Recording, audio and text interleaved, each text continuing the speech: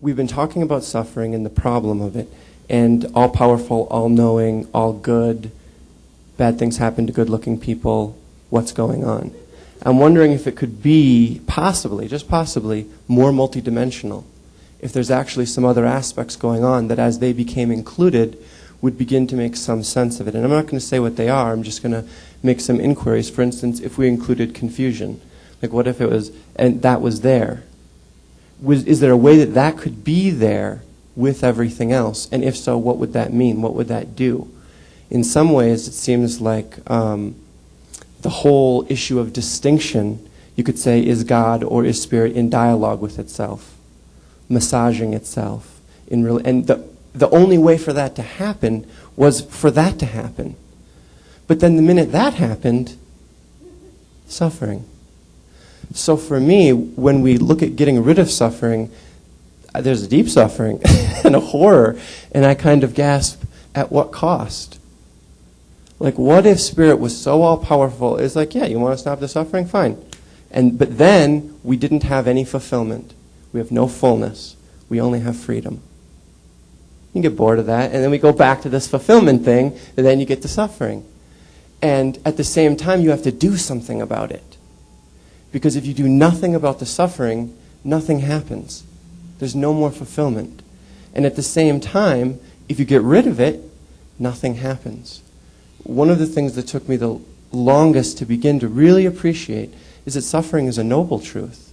Suffering is a holy truth. And that there's lots of ways you can look at it. And these are very simplistic, but you could say suffering is the fuel that, when ignited, is the propulsion and the trajectory of evolution. We have to touch it. We have to ignite it. You could even just say that that flame is the luminosity of clarity. Once we're there with it like that. It's an inherent mark of existence in the finite realm. Right. It's holy. And we need to heal it and cure it, because if you're hungry and you haven't eaten for 5 days, you actually want to eat. And through that process, there's the suffering line.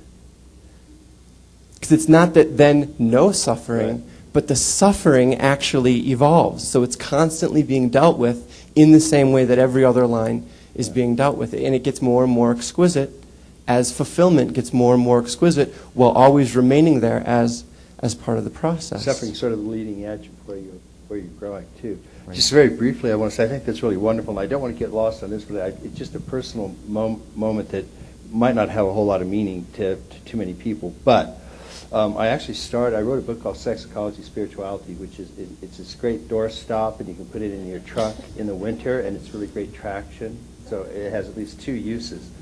And there's a follow-up to it that we haven't decided what to call it, so we just call it Volume 2 so often. I'm actually trying to talk Random House and letting me title it Volume 2.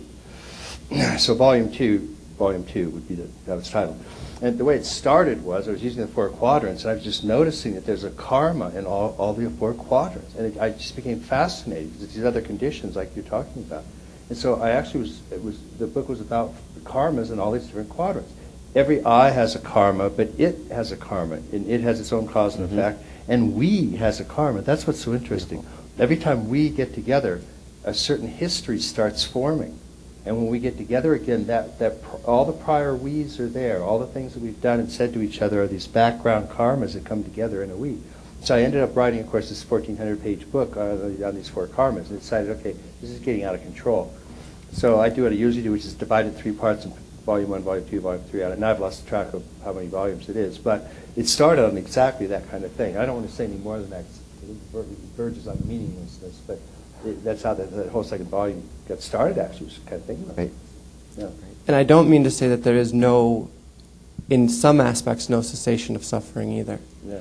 I just mean to say that we don't want to be too absolutistic with that. Paradox here is a big deal in this whole conversation. Paradox here is a big deal. Paradox in this whole conversation is like infinite and finite are both. Right. That's these 2 truths we're talking about. You can't get stuck on either side. And a great paradox, which I think is by Rilke. I want to source it. I would love it if I had said it, so I'm going to.